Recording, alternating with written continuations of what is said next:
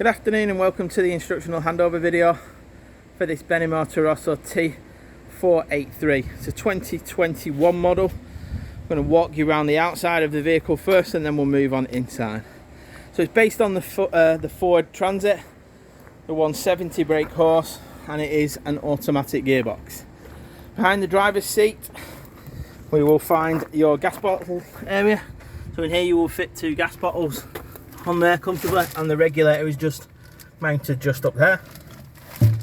Behind that we've got the mains inlet for the electric, just clearly marked on the top, just there for your electric. And we've got behind that the fresh water filler. So remove the cap and this will allow you to fill up the fresh water. Now to empty the fresh water, it's underneath the vehicle and it is just that little blue lever just there, which once turned will empty the fresh water tank, and then again turned across will allow the tank to fill up with water. So that is located just in front of the fresh water underneath the vehicle, just there. The wastewater can be found just with the sticker by pulling the lever just there, and the wastewater, so water from the shower or the sinks, will come out of the grey pipe just there. Back of that we've got a large full height ski locker area just there. This panel just goes in the top just to act as a shelf, just like so, or it can be removed to go full height. We've also got a spare wheel, the jack and brace, the ladders to use the bed in the higher position, carpets and mats for the vehicle and for the cab area. And also we've got rear steadies, so they're just there, and that's what the little winding handle is there on the back wall. Now you see that it lifts up, it's a full lifting back tail lift locker with a reverse camera high up, and we've got a normal habitation locker door area with the alarm system fitted there for sensors, and that can just be located there, as well as the mains and a 12-volt plug. It's located there, and your heater vents. So quite comprehensive towards the back of the vehicle. In front of that we've got your toilet cassette, and that's found under the compartment here with WC marks on it. To pull it out, you lift up the little blue handle, slide the unit out. Now the blue button there is your vacuum button, so it'll allow the floor to come out easier. To remove the cap, so unscrew it and turn it upside down. That will empty your toilet cassette out. You've also got a handle built in, as well as wheels just there as well. When you finish doing it, pop it back in, slide it in and lock it just in place there. Now if your toilet valve is not in the right position, it won't come out, so please don't force it. Just gently pull it out or go inside and just check the valve position. The next thing along are your fridge vents, so high up there, and an exterior awning light. You've got your habitation door with a bin, a blind, and a full height insect fly screen just there. Forward of that we've got the truma vent. Now it does say on there clearly hot, so it does get hot when you're running your hot water and your heating, so please be careful. And further forward of that we've got a combination barbecue and shower point just underneath the little white cap there. Into the cab area, so you've got to open the passenger door to allow you to gain access to your diesel fuel point and your AdBlue point, so you've got both on this particular vehicle. To get to the habitation battery, that is located underneath the passenger seat, and the vehicle battery is located under the driver's seat. The van again is fitted with Remis cab blinds, so pretty standard on most modern vehicles, and they're both on the side windows, and pinch that together the front window. Front window will go around the mirror, so it's been mounted on there. The side windows just fit nice and flush there. So under the bonnet, now unlike most of them, your bonnet release catch is just at the front, so you turn it one way to open it up, and once it's open turn it the other way, that will release that mechanism. So I'll show you there, first stage, second stage. Just remember to pull the keys out afterwards, or you'll be searching around like me trying to find where you put the keys down. Screen wash, oil, dipstick, positive point, and as marked on the front here, a little grey area just down there where my finger's pointing is the negative point for you, just there. When you're finished, just gently close the bonnet, and that will allow you to then move on. So that's the outside done. Let's move on inside the vehicle.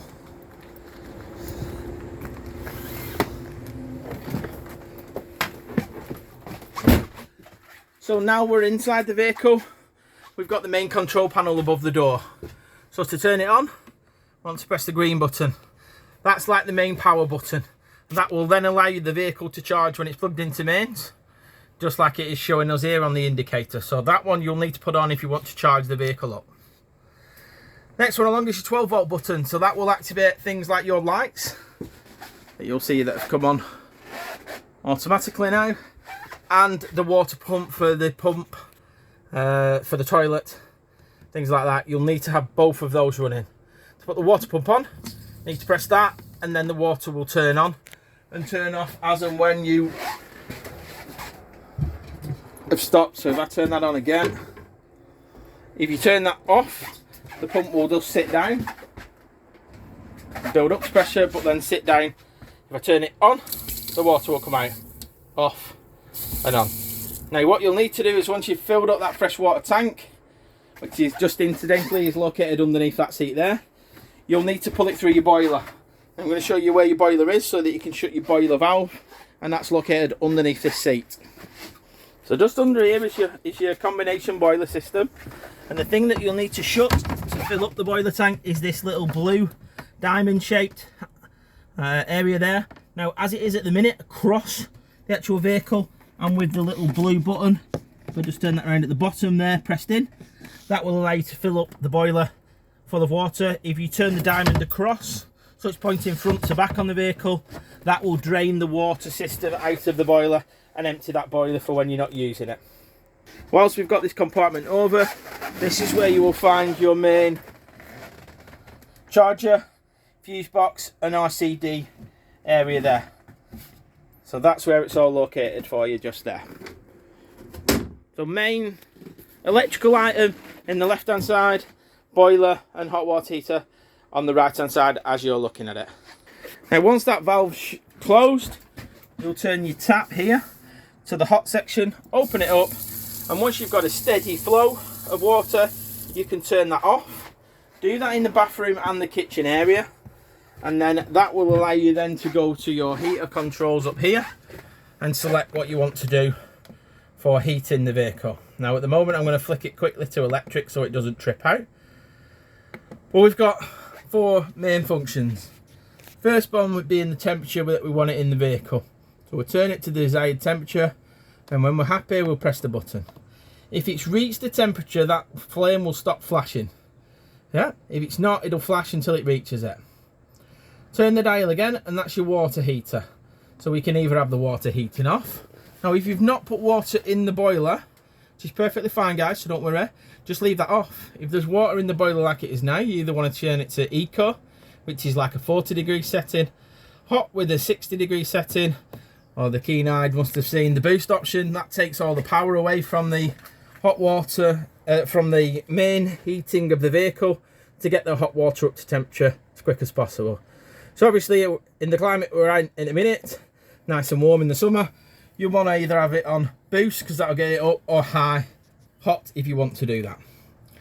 Once you've decided what you want to do on both the temperature and the water, the next option along, if we press the button again and move the dial, is the source of fuel that we're wanting to heat it with. So EL1 is 1 kilowatt electric, Mix 2 is 2 kilowatt electric and gas, 1 kilowatt electric and gas, or gas only, and then all the way back round we'll go to 2 kilowatt electric.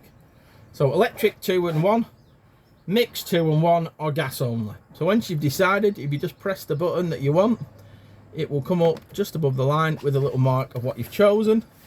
And then lastly, the option is your fan speed for heating, low or high. And then that is your options. There's an indicator of 2 to tell you that you're plugged into mains. But they're the fundamentals. The one little tip I would give you is always plug into electric and turn on your gas before you turn this unit on. and like I'm doing now, press and hold it.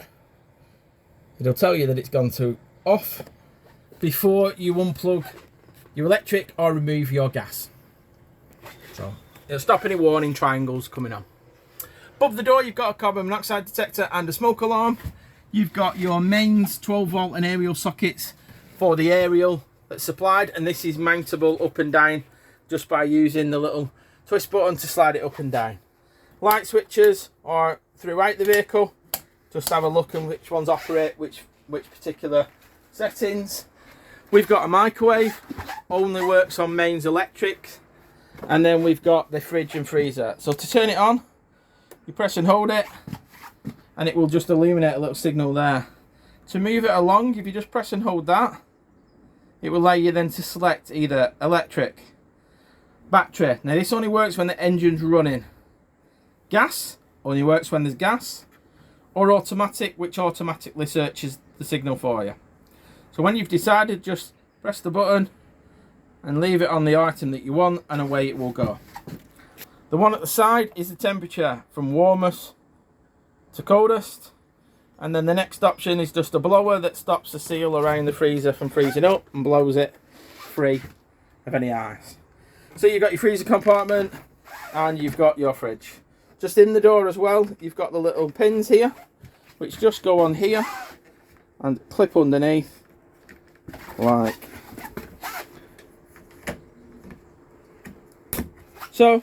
Just to keep it ajar, I just pull that blind to show you, just keeps it ajar. So if you're not using it over the winter months, you might want to just have it ajar, stop it building up with any mould, and that allows you to do there. There is also a lock on here at the bottom to just lock it in place if there's a lot of items in that fridge and freezer compartment. To the opposite side, we've got 12 volt main sockets under the cabinet, an extractor fan. The buttons to open up the cupboards, just push them down and that will release the buttons for the cupboards. We've got the XXX gas and electric hob system with the oven grill function. Little nice Benema coat hook there. Drawer wise, here is your utensil drawer, and underneath is where you will find all your isolation valves for the various items for cooking, heating, cooker and fridge units. As they are at the minute, they're in the working position, so you don't need to turn them off. If you wanted to turn them off, as per the picture there, just turn them to the side and that will turn off the gas.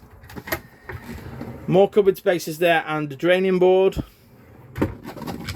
And in here, you've got your grill pan and more storage area just there, as well as another pocket just underneath there.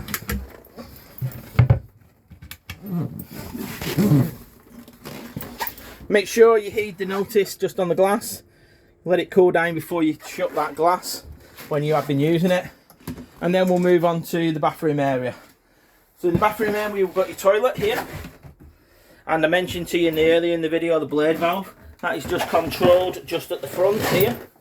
Slide it to the front and it opens the blind. Slide it back and it closes. And you've got your flush button here, which flushes water from your fresh water tank into that compartment. Storage underneath the sink, light switches behind the door. There's also another light switch just high up, another storage unit just there, a frosted opening window, soap dispenser and toothbrush holder. Behind you've got the large shower compartment with a blind and a fly screen built in, as well as a towel hook or a coat hook. Just there. To lift up these, just pinch them and press them up. That will open up the ventilation in the area when you're showering. And then in the middle here, you'll find there's two buttons. Press them in. And this gives you access to the rear storage compartment. Large storage compartment for you, just underneath here. One little bit of note is if you're wanting to make up the bed, there's a little diagram here which will explain which cushions go where. And that includes the infill cushions just here. So when you close it, the light will then go off. There's a towel rail there and a toilet roll holder. Another couple of nice Benema hooks for you there. So that's that bit done. To drop the table, so the table on this one drops in place. Now, I always find it easy to move some of the cushions out of the way so it doesn't interfere, and the switch is just there. So you press and hold, and the table will just move around into that lower position. So there it is in lower position, just making sure it is on that little ledge that runs on the edge of there to secure the base of it. Once you've done that, press the button underneath and that will drop the bed down. So you can use it in the higher position, which will be set by the height of the ladders, just there, or continually press it, keep it going down, and that will drop the bed in the full low position.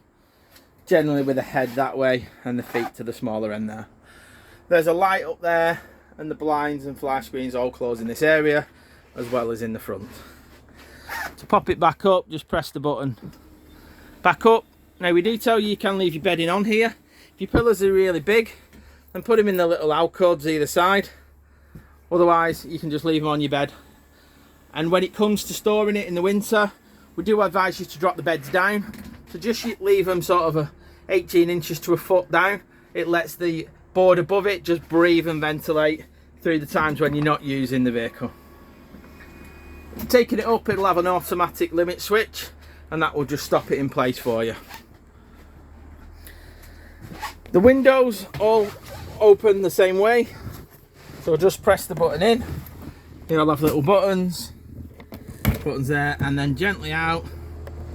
It will hold it in place and then gently close it back in and then lock it back in place to secure it through. Blinds and fly screens are all built in, and then the table here has a little handle.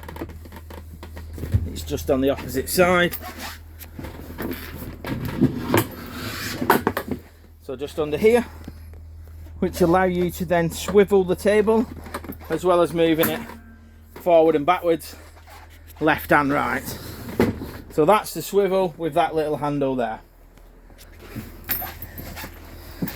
Allows you to move it further or closer away from the front area. To swivel the seats, I always find it easier not being in the seat. Yeah, and in certain areas you'll just may need to open the door or move the backrest round, but then that will allow you to move the seat into the front forward position. And the bar to do this is just located here. So that bar slides it forward and backwards.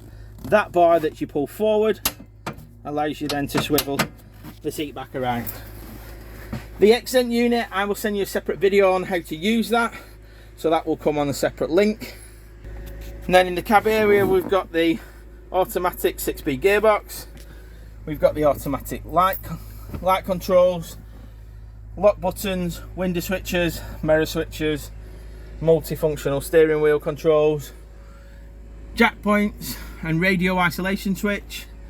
The little phone holder, should you want it, is just there, and your glove box, which is lockable, just here, as well as cup holders to either side.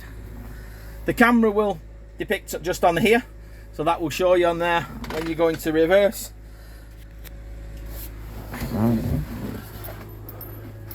And then the lights above, just press on and press off as and when you want to use it. When you're leaving the vehicle, all you need to do is press the light button off if you're charging it, then that, if you're storing it over the winter and you're not plugging it into mains, turn it all off. But that concludes the instructional handover video for this Emm-Bee Motorhome. Hope you find the video very useful, informative, and we look forward to seeing you on your collection day. Thank you.